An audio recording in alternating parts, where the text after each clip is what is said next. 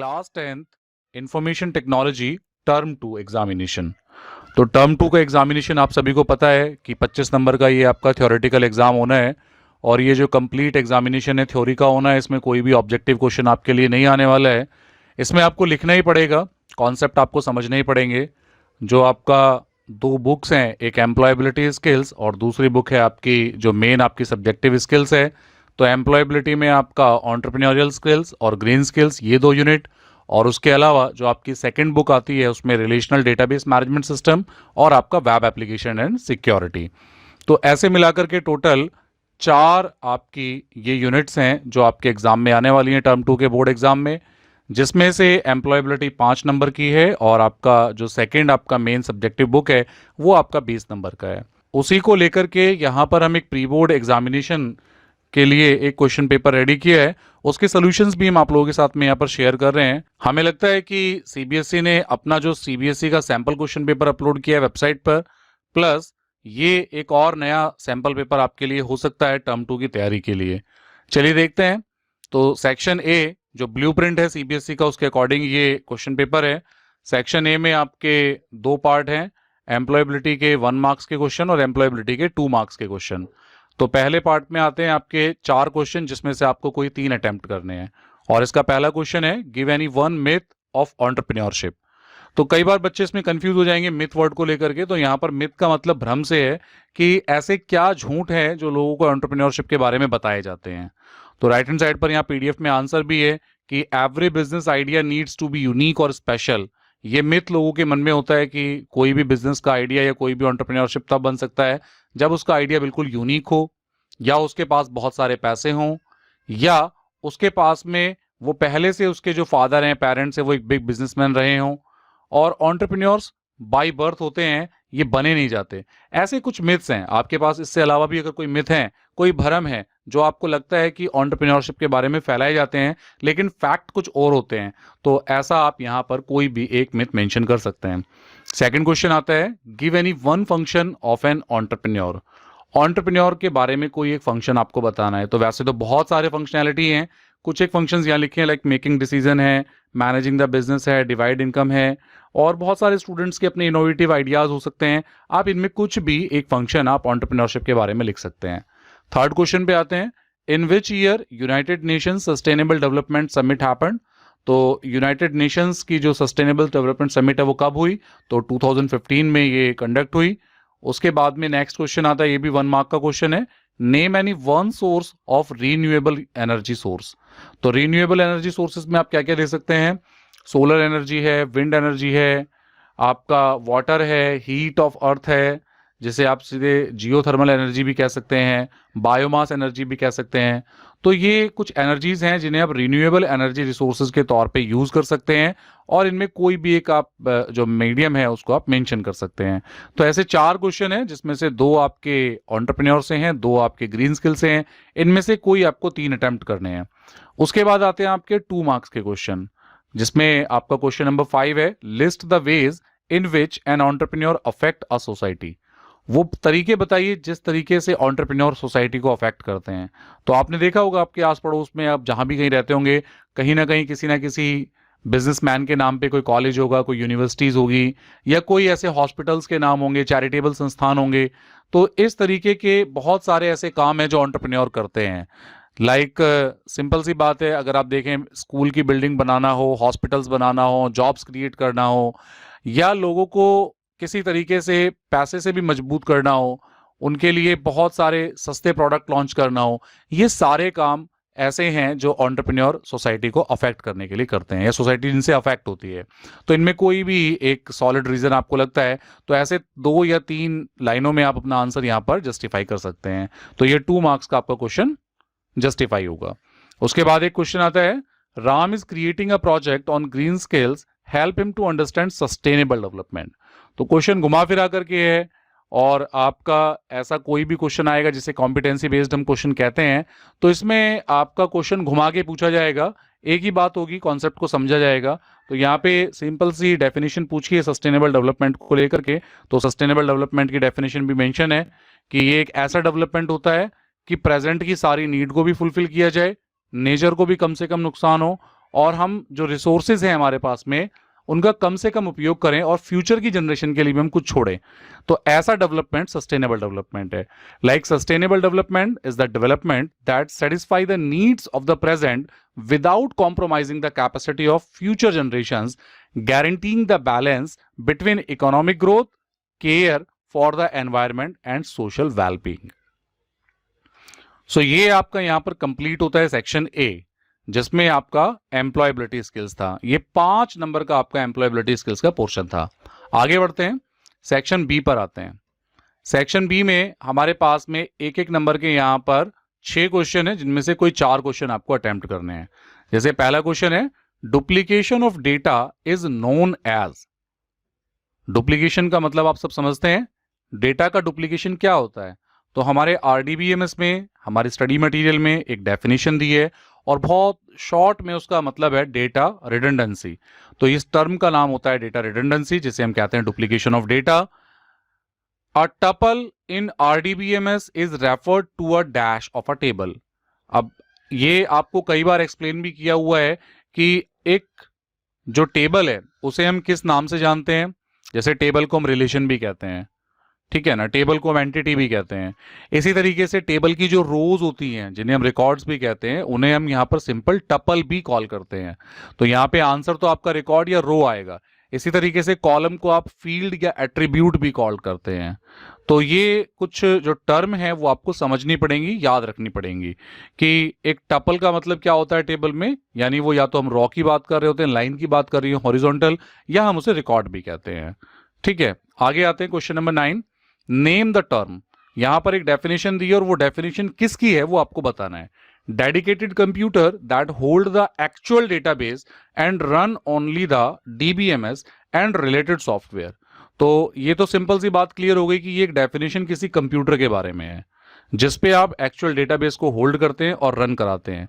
तो इसका perfect answer है डेटाबेस सर्वर।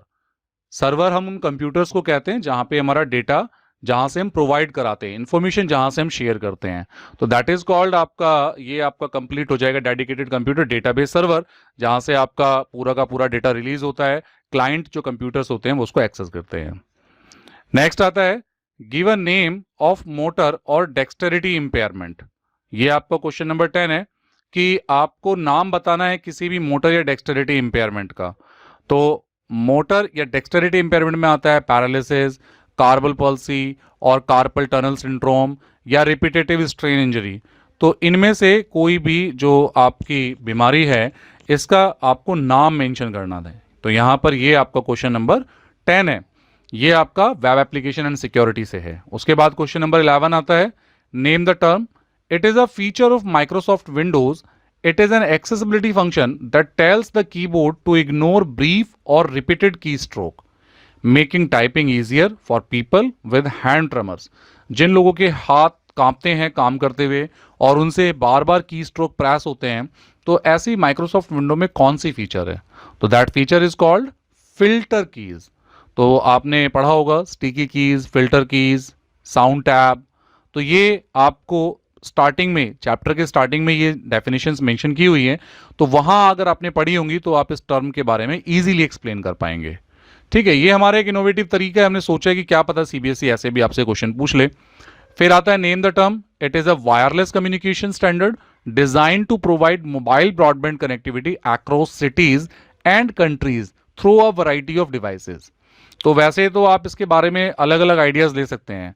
लाइक अगर यहाँ पे बात हो रही है कि अक्रॉस द सिटीज, तो आप सबको पता है जब एक बिल्डिंग के अंदर कनेक्शन होता है तो हम उसे लैन कनेक्शन कहते हैं। और जब आप एक सिटी की बात करते हैं, सिटी से सिटी, तो मैन कनेक्शन हो जाता है। और जब आप वर्ल्ड कनेक्टिविटी की बात करते हैं तो वैन कनेक्शन हो जाता है। लेकिन यहाँ पर वो कह रहा है कि एक वायरलेस कम्युनिकेशन कौन सा होगा। वो यहाँ से वो आपके नेटवर्क का नाम नहीं पूछ रहा कि लैन मैन वैन। ये बात ठीक है कि बात यहाँ पर मैन की हो रही है, लेकिन मैन नेटवर्क को अगर वायरलेस से कनेक्ट करना हो तो क्या करें? कौन सी डिवाइस, कौन सी टेक्नोलॉजी यूज करें? क्या वाईफाई यूज करेंगे? नहीं, हम यूज करेंगे वाईमैक्स टेक्नोलॉजी। तो WiMAX the perfect term for this question number 12। यहां पर ये आपके 6 क्वेश्चन कंप्लीट होते हैं, जिनमें से आपको कोई 4 क्वेश्चन के आंसर यहां पर मेंशन करने थे। नेक्स्ट आते हैं क्वेश्चन नंबर 13, 14, 15, 16, 17 और 18, यहां पर भी आपके पास में 6 क्वेश्चन है। इनमें से कोई 4 क्वेश्चन के आंसर आपको करने हैं, लेकिन ये क्वेश्चन आपके 2 मार्क के हैं। इस पूरे पेपर में आपको 1 मार्क, 2 मार्क और 4 मार्क, केवल यही 3 मार्क्स मिलेंगे, जिसके बेस पर ये पूरा कंप्लीट आपका पेपर आने वाला है। पहला क्वेश्चन देखते हैं, differentiate P2P and client server architecture. तो यहां पर P2P और क्लाइंट सर्वर आर्किटेक्चर की डेफिनेशन आपको बतानी है। तो P2P नेटवर्क वो होता है जिसमें इक्वल स्टेटस रखते हैं कंप्यूटर सिस्टम और उनमें आपका डेटा शेयर होता है। P2P networks in which all computers have an equal status are called peer to peer network, इसे पीयर टू पीयर नेटवर्क भी हम कहते हैं। क्लाइंट सर्वर में क्या होता है, एक क्लाइंट कंप्यूटर होता है, एक सर्वर कंप्यूटर होता है। सर्वर कंप्यूटर हमेशा अपनी सर्विस प्रोवाइड करता है और क्लाइंट कंप्यूटर सर्वर से रिक्वेस्ट करता है कि वो कुछ डेटा उसके साथ शेयर करे और क्लाइंट की रिक्वेस्ट पे सर्वर उसको डेटा प्रोवाइड कराता है। तो ये जो रिलेशन होता है इसे क्लाइंट सर्वर स्ट्रक्चर कहते हैं। तो यहां पर आपको ये डेफिनेशन आपको मेंशन करनी है, लिखनी है। 2 मार्क्स का क्वेश्चन है तो एटलीस्ट आप 5 से 6 लाइन जरूर लिखिए, क्योंकि ये यहां पर 2 टर्म पूछी है, एक P2P के बारे में और एक क्लाइंट सर्वर के बारे में। तो एटलीस्ट P2P के बारे में 2 लाइन लिखिए और क्लाइंट सर्वर के बारे में भी 2 से 3 लाइन आपको मेंशन करनी ही चाहिए। तो इससे आपका जो आंसर है वो जस्टिफिकेशन ले पाएगा।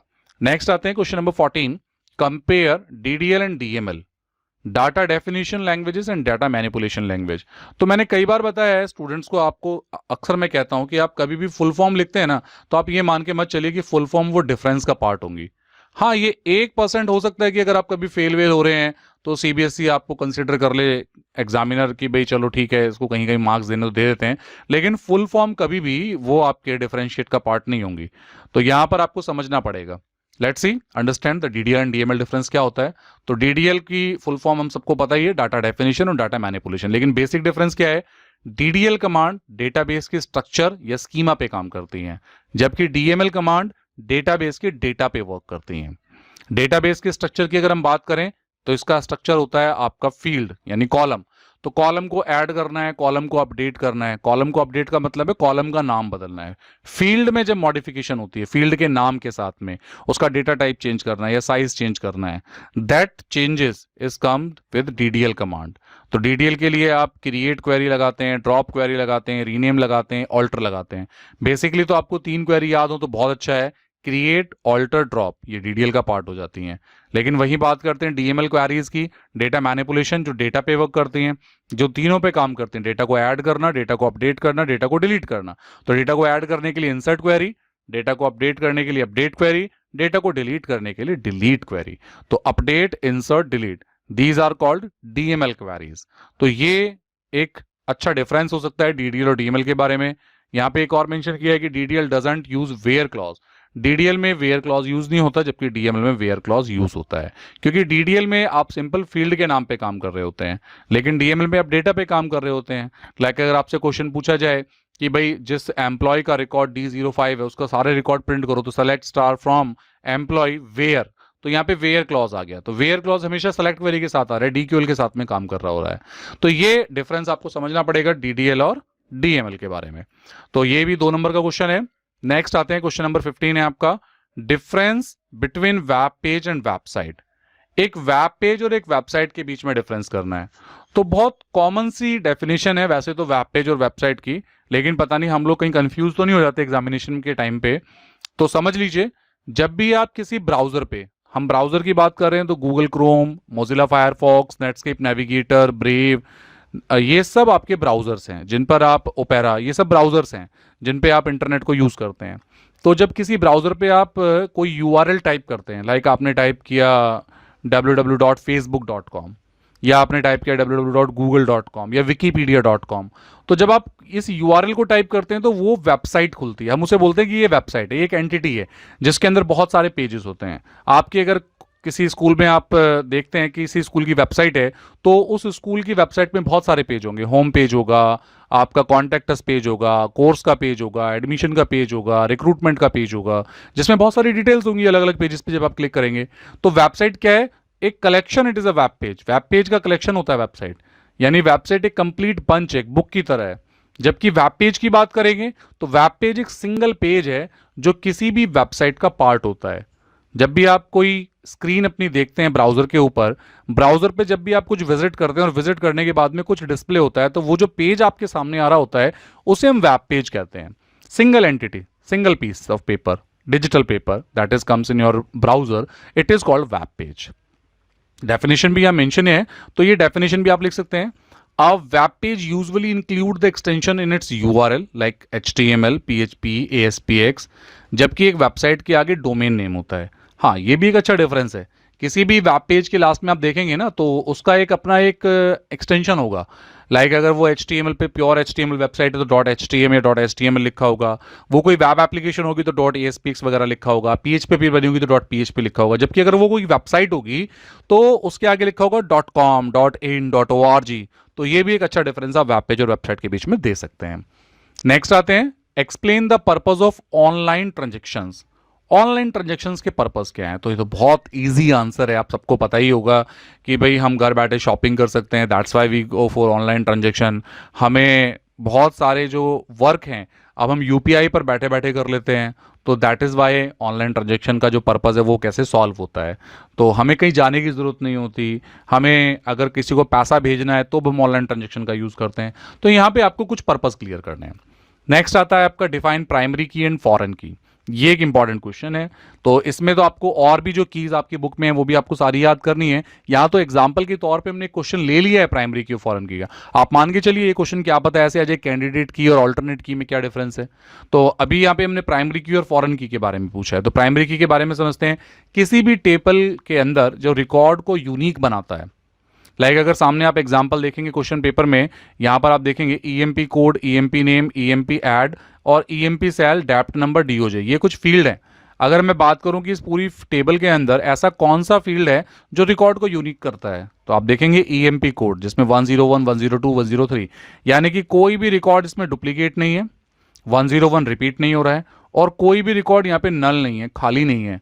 तो ये बेसिक क्वालिटी होती है प्राइमरी की वो नॉट नल है, यानी एम्प्टी नहीं रहती है और ना ही वो रिपीट डुप्लीकेट होती है। तो ये बेस्ट क्वालिटी होती है प्राइमरी की। प्राइमरी की क्या होती है? एक ऐसी फील्ड या ऐसी सेट ऑफ फील्ड जो आपकी टेबल के रिकॉर्ड को, रिकॉर्ड कहते हैं ये, दिस इज कॉल्ड रिकॉर्ड। अगर एक पूरी हॉरिजॉन्टल लाइन की बात करें तो ये रिकॉर्ड होता है। इस पूरे रिकॉर्ड को जो यूनिक बनाती है वो आपके प्राइमरी की होती है, उसे हम प्राइमरी की वाली फील्ड कहते हैं। लेकिन अब बात करते हैं फॉरेन की। तो फॉरेन की काम करती है जब एक टेबल को दूसरी टेबल से लिंक किया जाता है, तो उस टेबल की प्राइमरी की दूसरी टेबल की सेम फील्ड होती है, कॉमन फील्ड होती है दोनों में, तो वो दोनों को रिलेशन बना करके डेटा पे वर्क करते हैं। That is the difference between primary की एंड फॉरेन की। तो यहां पर आप ये आंसर देख भी सकते हैं कि आप प्राइमरी की फॉरेन की relations define a one two many relationship between two table.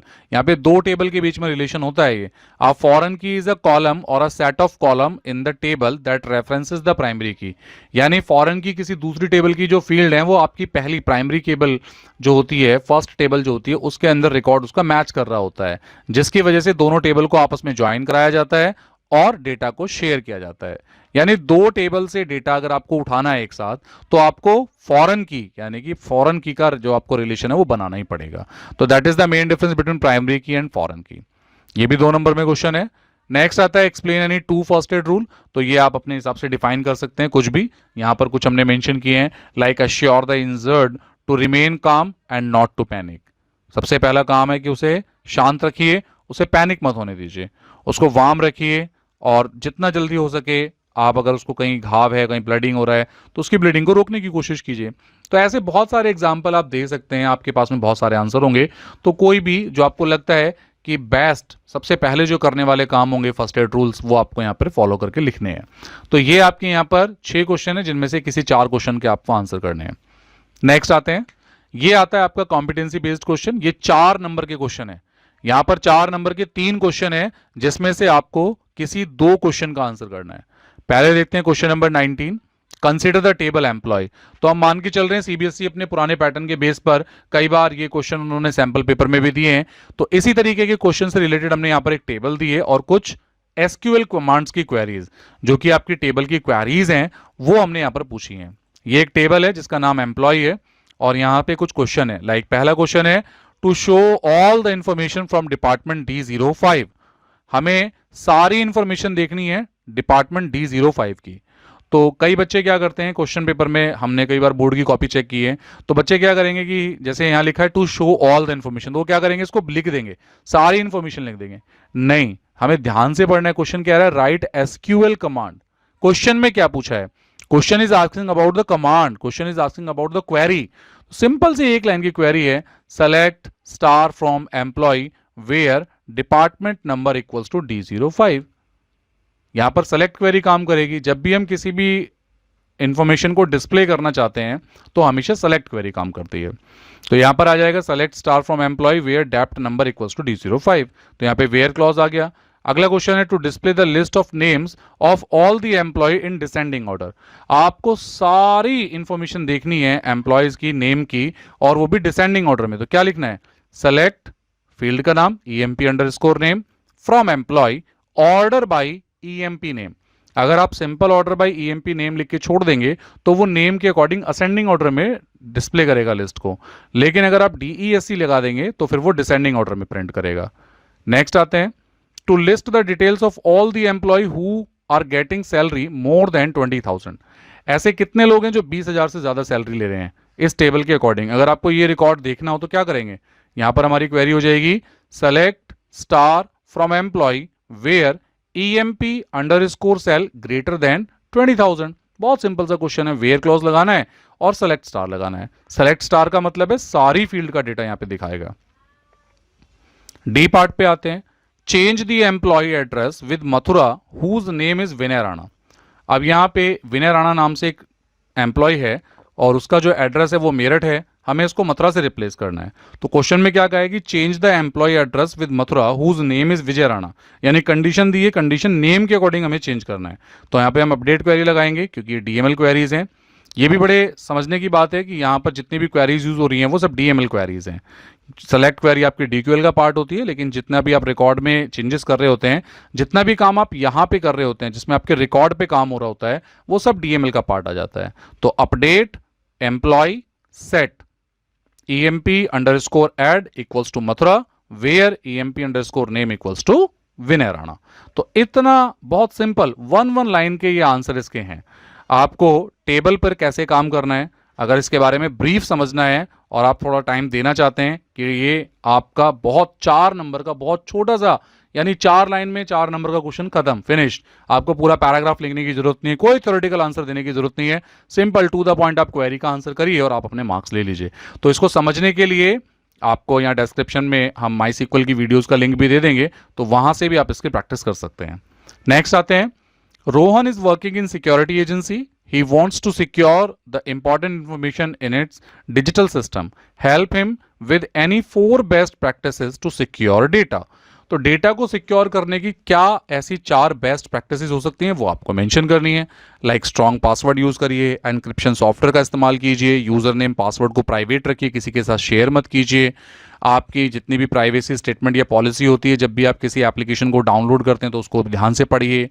Transaction को अपनी सिक्योर तरीके से कीजिए, एंटीवायरस एंटी स्पाईवेयर सॉफ्टवेयर डाल के रखिए। ऐसे बहुत सारे सिक्योरिटी के मेजर्स आप यहाँ कोई भी 4 मेंशन कर सकते हैं और आप अपने 4 नंबर पक्के कर सकते हैं। नेक्स्ट आते हैं, Sunita is working as a manager in a multinational company. She is planning to make a guideline for their team worker for a healthy lifestyle. Suggest her any 4 points with explanation of a healthy lifestyle. तो question घुमा फिरा के, लेकिन पूछा simple इतना ही है कि एक हेल्दी लाइफस्टाइल के 4 पॉइंट आपको मेंशन करने हैं। तो आप यहाँ पे कोई भी 4 पॉइंट मेंशन कर सकते हैं। आपकी हेल्दी ईटिंग हैबिट्स हो सकती हैं, फिजिकल एक्टिविटीज हो सकती हैं, स्ट्रेस मैनेजमेंट हो सकता है, योगा हो सकता है, हेल्दी माइंड हो सकता है, साउंड स्लीप हो सकता है। तो आप यहाँ को कोई भी 4 पॉइंट मेंशन करेंगे और अपने 4 नंबर पक्के कर लेंगे। तो ये यहाँ पर कंप्लीट 21 क्वेश्चन का जो सेट है वो हमने एक सैंपल पेपर आपके सामने यहाँ पे रखा है। इसे आप प्री बोर्ड एग्जाम के तौर पे भी ले सकते हैं, समझ सकते हैं। तो आई होप आपको ये क्वेश्चन और इनके आंसर समझ में आए होंगे। आपको लगता है किसी क्वेश्चन या आंसर में आपको कोई डाउट है या कोई भी आपको क्लियरिफिकेशन करना है तो आप हमें कमेंट सेक्शन में ज़रूर बता सकते हैं, और कोई भी क्वेरी है तो हमें बताइए, हम उसका सोल्यूशन करने की ज़रूर कोशिश करेंगे।